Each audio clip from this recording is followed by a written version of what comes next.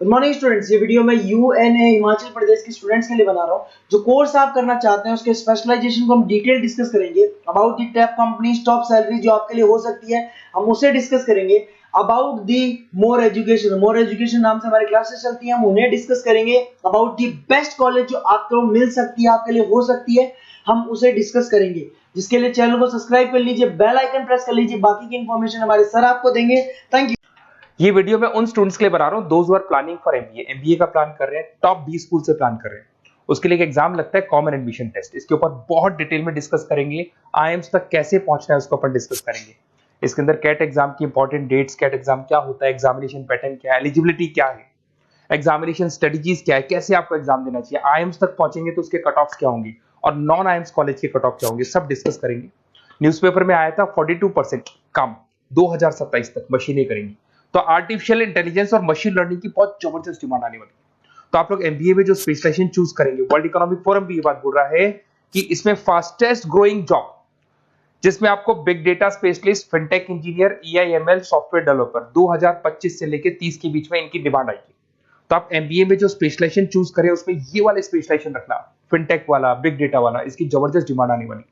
बहुत सारी जॉब्स है जो जाने वाली है, जैसे 2025 से 30 के बीच में आपका पोस्ट ऑफिस क्लर्क है, बैंक टेलर है, data entry, cashier, ticket checker. अगर आप कैशियर की बात करें, जरूरत ही नहीं है बैंक में, आप विड्रॉल भी मशीन से कर रहे हो, डिपॉजिट भी मशीन में करवा रहे हो, पासबुक अपडेट मशीन से हो रही है, तो यहाँ पे मशीनें काम कर रही है। तो बहुत सारी जॉब्स आने वाली है और जाने वाली है। तो आप स्पेशलाइजेशन वो चूज करना जिसकी मार्केट में जबरदस्त डिमांड है। बेसिकली मेरा क्लासेस चलता है, मैं एमबीए को पढ़ा रहा हूँ 2006 से।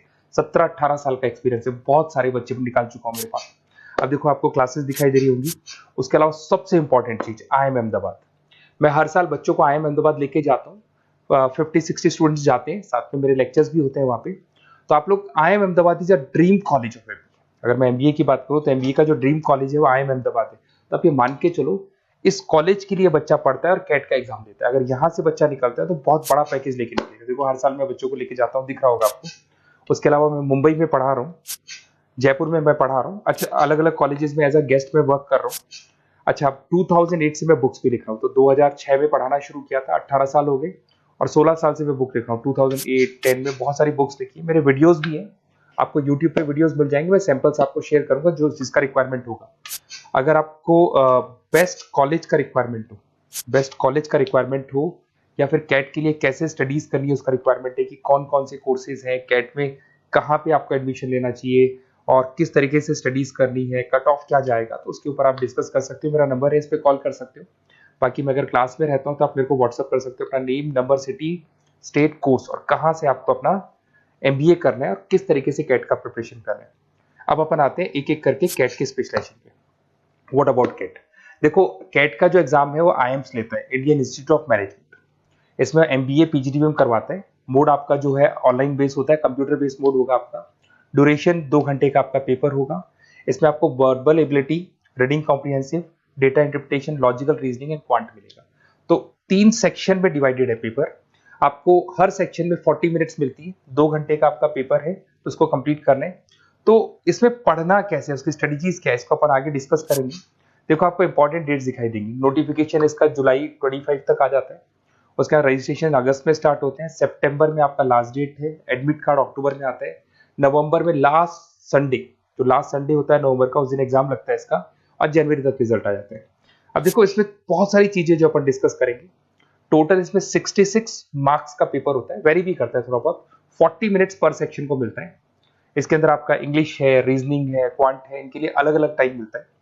1/3 इसमें नेगेटिव मार्किंग रहती है। मतलब अगर आपने कोई किसी ऑप्शन बेस्ड क्वेश्चन को तुक्का मारने की कोशिश की तो 1/3 कट जाएगा।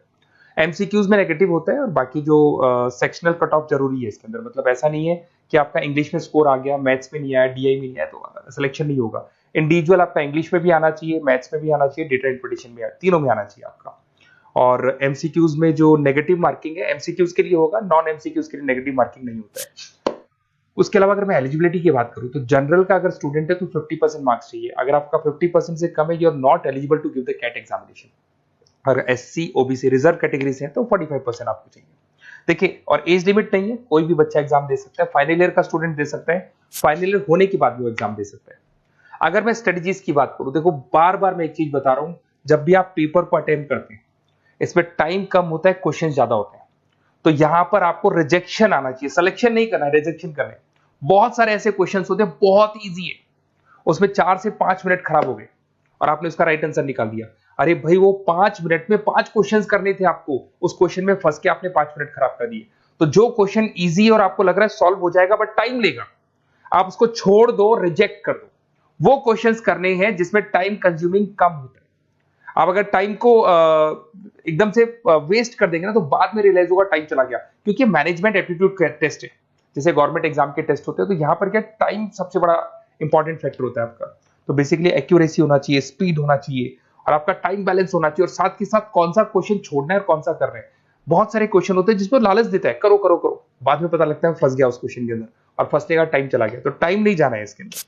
उसके अलावा देखो, अगर मैं आईएम्स की बात करता हूँ, आईएम्स में 99 percentile, IIM Ahmedabad is 99 percentile आपको चाहिए। उसके बाद में अगर मैं बात कर दूं, बेंगलोर 99, कोलकाता 99, लखनऊ में 97 टू 98 चाहिए, इंदौर कोझीकोड में 95 टू 97। तो परसेंटाइल तो मान के चलो, अगर आपको टॉप कॉलेज चाहिए ना तो 99 प्लस परसेंटाइल चाहिए आपको, ठीक है। उसके अलावा अगर अपन देखते हैं एफएमएस दिल्ली, नॉन एक्सेप्टेबल जो कैट का एग्जाम तो लेते हैं बट नॉन आईएम्स है, वो भी 99 मांगता है। एसपी जैन भी 85 टू 95 मांगेगा। एमडीआई गुड़गांव 95 परसेंटाइल मांगता है। आईएनटी गाजियाबाद 85 टू 90 मांग रहे हैं। तो कॉलेजेस तो बहुत हैं, और ये मान के चलो आप 80 से लेके 99 के बीच में अगर आ जाते हो तो आपको टॉप 20 स्कूल्स मिल जाएंगे। अगर आईएम्स भी नहीं मिलता है तो उसके नीचे के स्कूल्स मिल जाएंगे।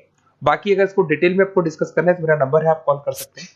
अच्छा, उसके अलावा मेरा नंबर आपको दे दिया मैंने, अगर मैं कल क्लास में हूं या कॉलेज में और फोन नहीं उठाता तो व्हाट्सएप कर देना, अपन डिटेल में डिस्कस करेंगे सारी चीजें, और कहां से आपको कैट करना चाहिए, कौन सा इंस्टीट्यूट बेस्ट रहेगा वो भी मैं आपसे डिस्कस करूंगा, कौन से कॉलेज में आपका एडमिशन लेना चाहिए वो भी डिस्कस करेंगे, किस तरीके से आपको पढ़ाई करनी है, नोट्स कैसे मिलेंगे, वीडियोस कैसे मिलेंगे, सब डिस्कस करेंगे।